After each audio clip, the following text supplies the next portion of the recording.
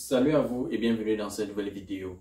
Déjà, j'espère que vous allez bien. Pour ceux qui ont l'habitude de m'écrire sur Instagram, déjà, je suis désolé de ne pas pouvoir répondre à vos messages actuellement. Je suis assez submergé par beaucoup de choses et moi également, je rencontre un certain nombre de difficultés qui fait que je n'ai généralement pas la force de répondre à mes messages. Donc, je pense que le mieux que je puisse faire actuellement, c'est de faire des vidéos de temps à autre sur YouTube parce que vous avez dû remarquer en même temps que je ne suis pas vraiment très régulier depuis plusieurs mois. Mais bon, je pense que je suis quand même plus actif dans le groupe Facebook parce que quand les gens posent des questions et que je vois qu'il n'y a pas eu de réponse, moi je viens et j'y réponds.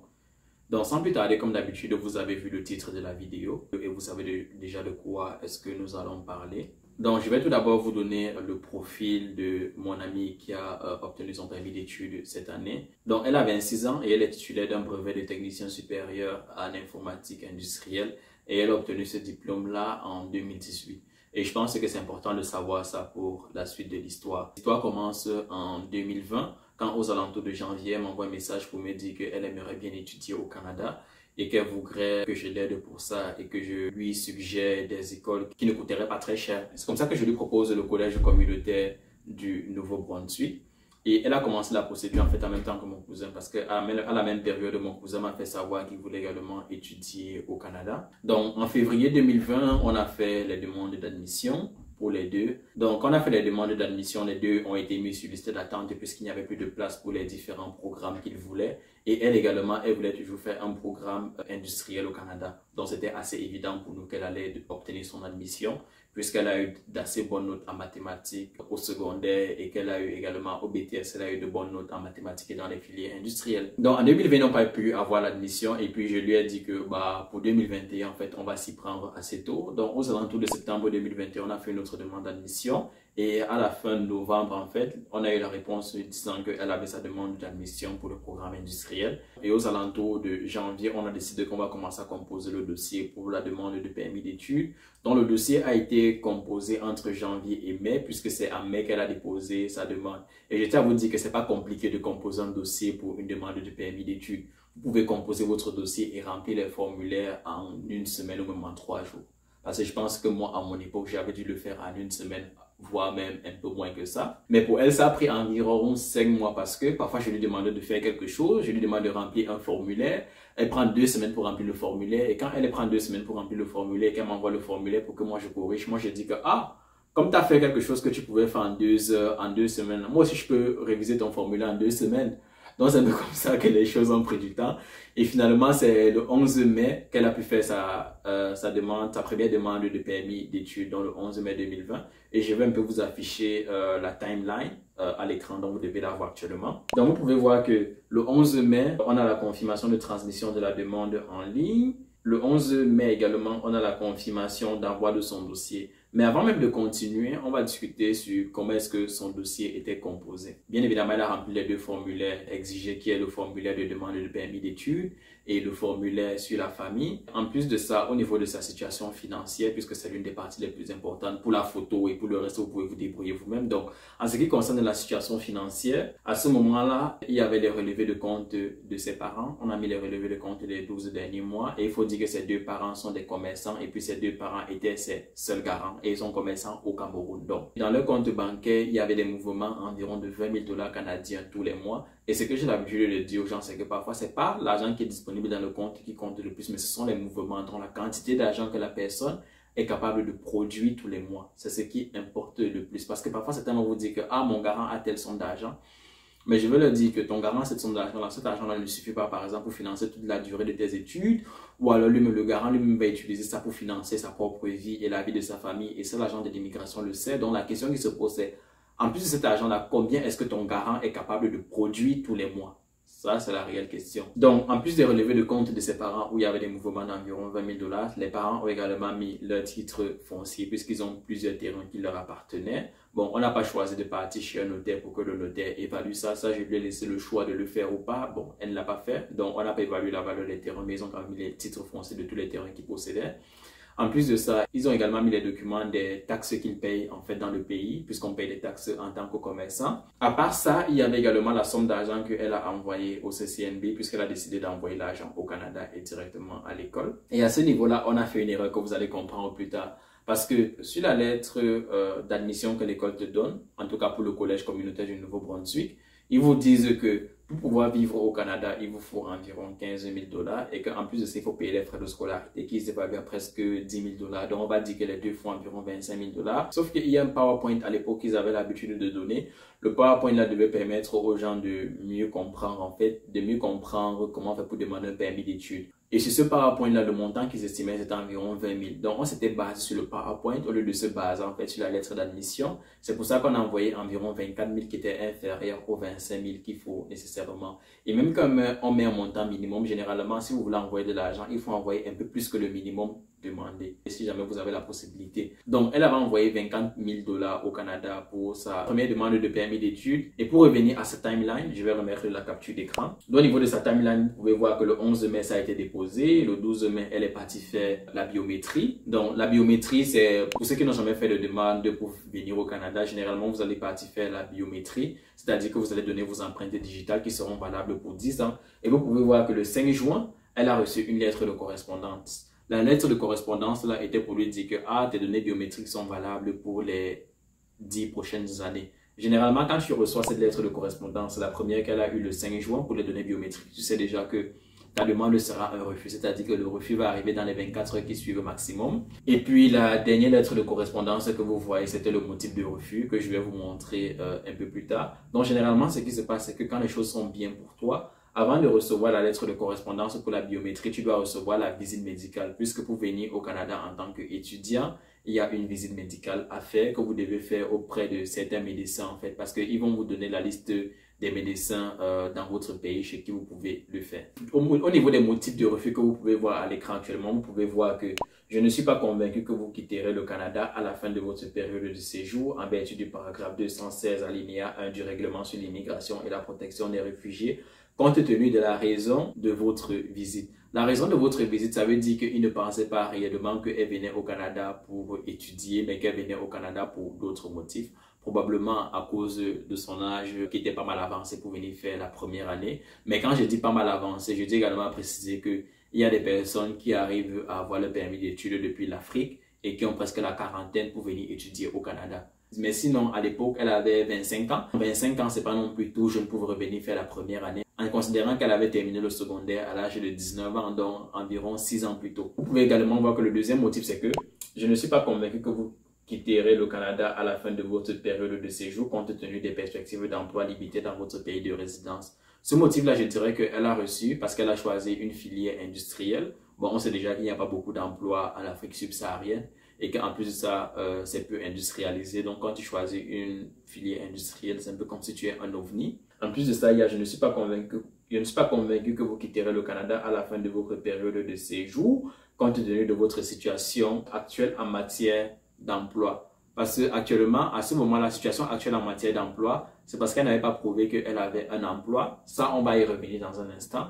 Et puis, je ne suis pas convaincu que vous quitterez le Canada à la fin de votre période de séjour compte tenu de vos biens immobiliers et de votre situation financière. Donc, une fois qu'elle a reçu ces motifs de refus, là, le 5 juin, elle a vu, bien évidemment, elle était un peu choquée d'avoir eu un refus. Mais moi, je lui avais déjà dit dès le départ qu'il fallait faire ta demande, qu'on devait faire la demande assez tôt. Parce que même à mon cousin, je lui disais qu'on doit faire les demandes de visa assez tôt pour que si jamais tu as un refus, que tu aies suffisamment de temps pour corriger le motif de refus que tu as fait pour pouvoir faire la deuxième demande. Donc, quand elle a eu le refus, la première chose que je lui ai dit, c'est que tu n'as pas à pleurer, c'est pas le temps de pleurer, qu'il faut réfléchir à ce qu'on fait par la suite.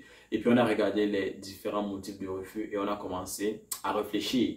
Donc, je vais tout de suite repartir sur la lettre pour vous dire comment on a fait pour contrer les différents motifs de refus. En ce qui concerne le refus, que je ne suis pas convaincu que vous quitterez le Canada à la fin de votre période d'études compte tenu de la raison de votre visite. Généralement, pour contrer ce motif-là, en fait, vous pouvez le contrer si jamais vous avez une lettre d'offre d'emploi d'une compagnie qui dit qu'elle va vous embaucher à la fin de vos études au Canada, par exemple. qui est l'une des choses qu'on a faites et je vous expliquerai plus en détail comment est-ce qu'on a pu comment est-ce qu'on a pu prouver ça. Donc en ce qui concerne la raison de la visite et en ce qui concerne les perspectives d'emploi limitées dans votre pays de résidence et la situation actuelle en matière d'emploi, ça rentre juste dans l'emploi. Donc la façon dont ça a été contré, c'est que on a mis des lettres de stage qu'elle avait fait par le passé dans une compagnie, puisque en 2018, elle avait fait environ 3 mois de stage dans cette compagnie-là, à l'été 2018.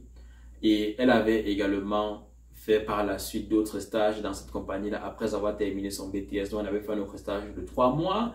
Et après, elle était en pré-emploi dans cette compagnie-là. Donc, c'est-à-dire que le pré-emploi, c'est lorsque vous êtes en quelque sorte durant une période d'essai ou si la période d'essai se passe bien, la compagnie va vous prendre en fait comme employé. Donc ça, on a mis ces lettres de stage qu'elle a fait par le passé. Et on a également mis sa lettre de pré-emploi. Et dans la lettre de pré-emploi, il y avait également la mention où la compagnie disant en fait qu'elle va l'engager à la fin de ses études. C'est une compagnie qui faisait dans le génie informatique, dans l'électronique et dans le matériel industriel, si je ne me trompe pas, oui, je pense que c'était ça. Bref, il faisait également dans le domaine industriel, donc en quelque sorte, c'était assez évident qu'à la fin de ses études au Canada, cette compagnie-là pouvait l'embaucher. Elle avait déjà un assez long historique avec eux. Au niveau des biens mobiliers, la seule chose qui avait changé, c'est que ses parents avaient rajouté d'autres comptes bancaires qu'ils avaient. Mais même ça n'a pas suffi puisque elle a refait une nouvelle demande le 18 juin après avoir reçu son refus le 5 juin. Donc le 18 juin, elle a fait l'autre demande. Et puis elle a reçu un autre motif de refus le 23 juillet, comme vous le voyez actuellement à l'écran encore une fois. Et puis pour cette fois-là, le motif de refus qu'elle a eu, c'était en vertu de la linéa 220A de la loi sur l'immigration et la protection des réfugiés. Je ne suis pas convaincu que vous possédez les ressources financières suffisantes et disponibles sans travailler au Canada pour payer les frais de scolarité ou du programme que vous avez l'intention de suivre. Donc ça, c'est le motif de refus qu'elle a reçu la deuxième fois, donc en juillet 2021. Et quand elle a reçu ce motif de refus-là, on était quand même un peu troublés. Et c'est après que je me suis rendu compte en fait que le montant d'argent qui était sur le PowerPoint que le collège présentant en fait n'était pas le même montant qui était sur la lettre d'admission. Donc je me suis rendu compte que c'était un peu inférieur. Et puis bon, l'une de mes tantes également a parlé à l'un de mes oncles qui a dit qu'elle doit forcément envoyer plus d'argent si elle veut obtenir le visa, parce que comme je vous ai dit, pour nous ça sonne un peu comme du bon sens. Donc ses parents ont décidé d'envoyer un montant supplémentaire de 10 000 $.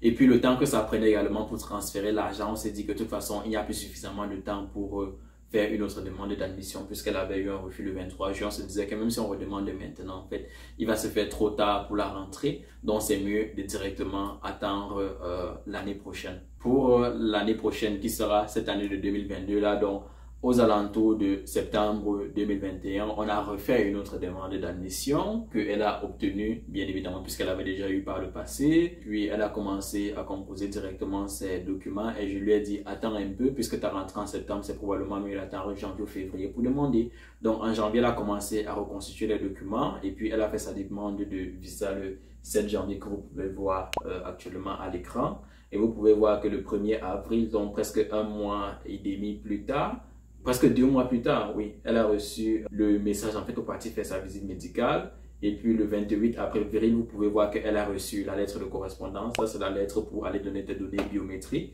Et puis le 28 avril, elle a reçu la demande pour envoyer son passeport, et puis elle a envoyé son passeport. Et la dernière lettre de correspondance que vous voyez, c'est juste une lettre qui confirme que votre demande a été approuvée et ça vous dit en quelle période est-ce que vous devez entrer au Canada également. Vous devez voyager avec cette lettre-là puisque vous allez la présenter à l'aéroport. Et si je dois faire le sommet de son dossier, encore une fois, pour la dernière fois, elle a rempli les 2 formulaires. Donc, encore une fois, le formulaire sur la famille, le formulaire de demande d'admission. Elle a mis les relevés de compte de ses parents. Elle a mis les différents titres fonciers. Elle a mis également les documents des taxes. Elle a encore rajouté la preuve qui montrait qu'elle avait envoyé 34 000 $ au collège, puisque quand tu envoies de l'argent à une école, l'école te sort la preuve pour dire qu'ils ont reçu ton argent. Donc, elle a mis cette preuve-là. Elle a également mis une lettre explicative. C'est quelque chose que j'ai oublié de mentionner depuis le début, parce que depuis la première demande, elle avait une lettre explicative. Et dans sa lettre explicative, elle expliquait en quelque sorte ce qui la motivait à venir étudier au Canada. Et j'ai lu sa lettre, mais depuis la première demande, sa lettre n'était pas assez convaincante pour un agent d'immigration. Donc, il fallait rajouter des preuves. Et puis, dans sa lettre, un autre point que je reproche souvent également à beaucoup d'entre vous, c'est que beaucoup écrivent des lettres mécaniques. C'est-à-dire que quand tu lis la lettre, tu vois qu'il n'y a aucune substance. Quand vous écrivez des lettres, évitez toutes les formules de politesse qu'on a souvent en Afrique subsaharienne. Parce que je sais que on a hérité du système de la France. On a souvent beaucoup de formules de politesse qui ne veulent rien dire. Parfois, tu vas voir qu'il y a des formules de politesse sur machin 2 lignes et demie. Ça ne sert à rien. Restez juste poli, mais allez directement droit au but. Arrêtez de contourner dans tous les sens. Et j'ai également oublié de mentionner qu'elle avait également un enfant. Donc, c'est également, elle a joué de ça dans sa lettre pour expliquer que je vais retourner dans mon pays. Je vais retourner dans mon pays, non seulement parce que j'ai cette lettre d'offre d'emploi, en plus j'ai mes parents qui sont déjà vieux, je vais revenir pour m'occuper d'eux, et j'ai également mon fils que je laisse derrière, et je vais revenir par la suite pour pouvoir m'occuper de mon fils. Donc, elle a mentionné tous ces différents détails-là dans sa lettre, mais depuis le début, ça ne suffisait pas. Ce qui a permis de venir appuyer sa lettre, comme je vous ai dit, c'est les preuves de stage qu'elle a faites par le passé, son pré-emploi et puis le fait que l'entreprise disait qu'elle va l'engager à la fin de ses études. Parce que même qu'elle a refait la demande en 2022, elle a toujours demandé à l'entreprise de renouveler cette lettre-là disant qu'ils vont l'engager à la fin de ses études. C'est déjà tout pour cette vidéo. J'espère que vous aurez été utile. Si vous pensez que j'ai oublié de mentionner certains détails qui pourraient vous sembler importants, vous pouvez les laisser dans les commentaires de la vidéo et puis je reviendrai et j'y répondrai assez rapidement. Et désolé encore de ne pas pouvoir vous répondre sur les autres réseaux sociaux comme par exemple Instagram. Et si jamais vous pensez que cette vidéo pourrait être utile à d'autres personnes, vous pouvez les partager. Quant à nous, on se retrouve pour une nouvelle vidéo dans un avenir plus ou moins proche.